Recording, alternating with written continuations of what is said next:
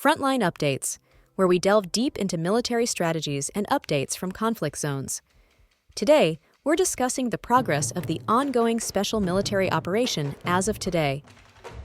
I'm your host, Sharifa Mohammed MGT. I'm Colonel A.C. Oguntoye, an Infantry Officer.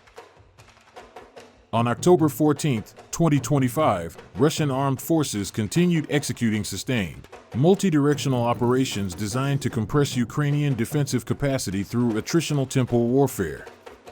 While territorial expansion occurred selectively, notably with the liberation of Balagan in the Donetsk People's Republic, the overarching emphasis remained on systematic degradation of Ukraine's mobility, logistics, and electronic warfare infrastructure.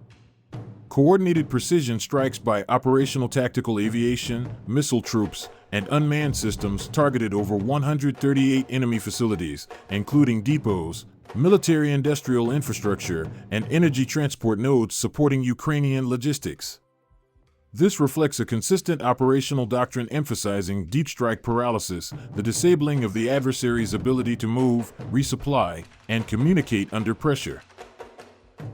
Welcome to Frontline Updates, the podcast that brings you in-depth insights into military operations from those leading them on the ground. Today, we're joined by Colonel A.C. Oguntoye, an infantry officer monitoring critical missions on the progress of the special military operation as of today. Colonel Oguntoye, thank you for being with us. Thank you. It's good to be here. Colonel Oguntoye, let's start with an overview. What stands out most about today's operational developments across the front? What we're seeing today, on October 14th, is a continuation of a strategically synchronized pattern. Incremental tactical advances paired with systematic strikes on the Ukrainian military's logistical infrastructure. This dual approach, attrition plus paralysis, defines the current phase of the operation. Rather than rapid territorial expansion, the focus is deliberate and doctrinal. We're compressing the enemy's combat potential through logistics denial, sustained electronic warfare superiority, and precision fires against high-value nodes. In short, we're shaping the battlefield so that every move the adversary makes costs them twice as much in resources and time as it costs us. Let's start in the north. What was the situation in the Sumy and Kharkiv regions today?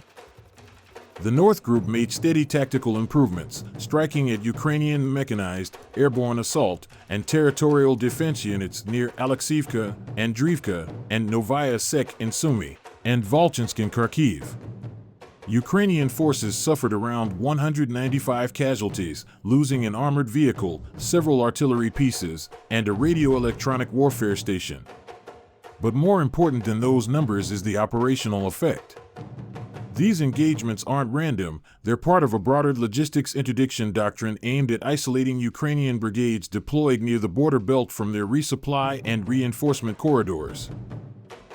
So, are we seeing more than just attrition? Is there positional intent behind these actions?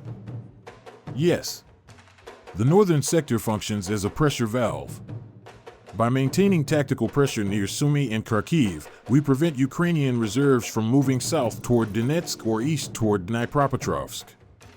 It's a form of elastic containment, keeping the adversary fixed, disoriented, and forced into costly repositioning under fire.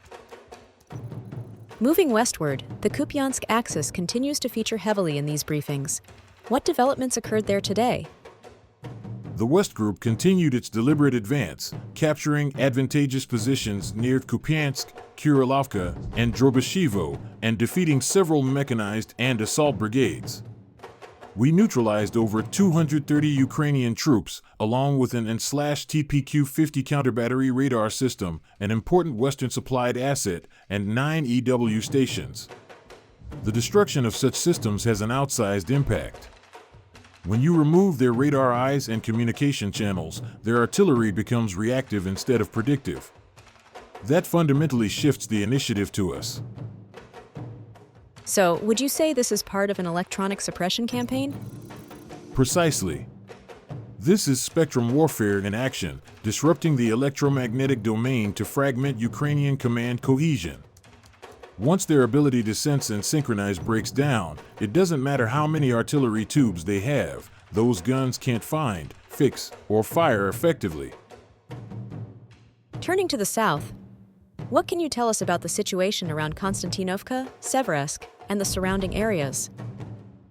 The South Group consolidated along the front near Zvanovka, Dranovka, and Konstantinovka, engaging 5 mechanized and airborne brigades. Ukrainian losses were approximately 205 personnel, several armored vehicles, and 4 artillery pieces. The destruction of 5 supply depots and 1 ammunition warehouse further weakens their ability to sustain counteroffensives in this region. The operational intent here is to establish fire dominance, ensuring that every Ukrainian attempt to maneuver south of Kramatorsk comes under overlapping arcs of artillery and missile fire. That sounds like you're describing a containment pocket. Is this setting the stage for encirclement? That's correct. The southern theater is being shaped into a containment basin. We're not rushing to close it, we're compressing it methodically until Ukrainian units inside are cut off both physically and logistically. Now, the headline development of the day, the liberation of Balagan and continued fighting in Dnipro. What's the operational significance? Yes, the center group achieved one of the day's most significant objectives, liberating Balagan and expanding control deeper into eastern Dnipro.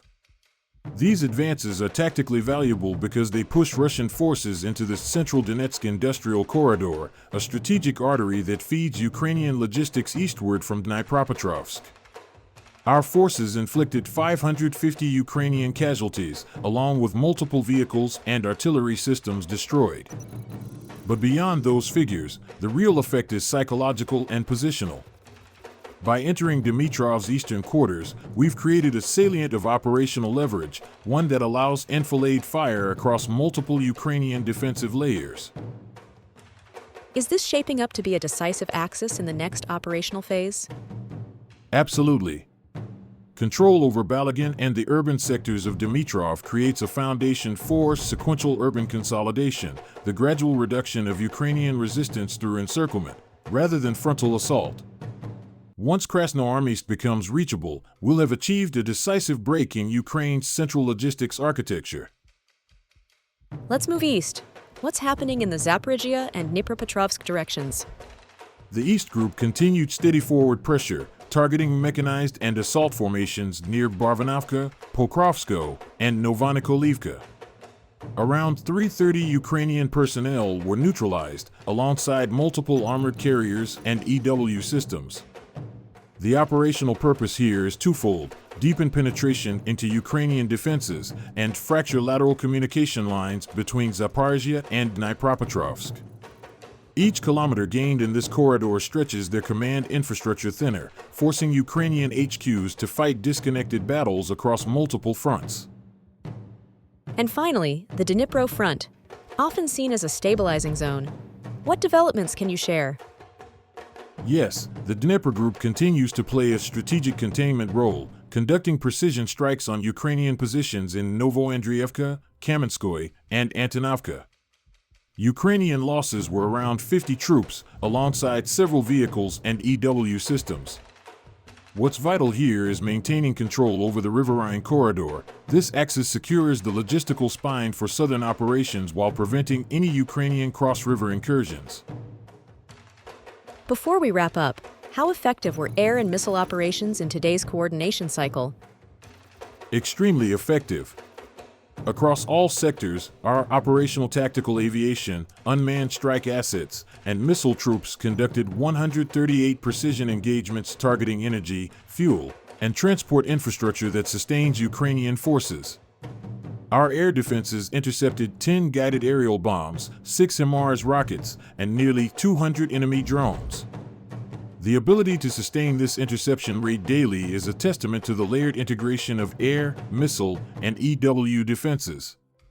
It's not just defense, it's active battlefield shaping from the sky.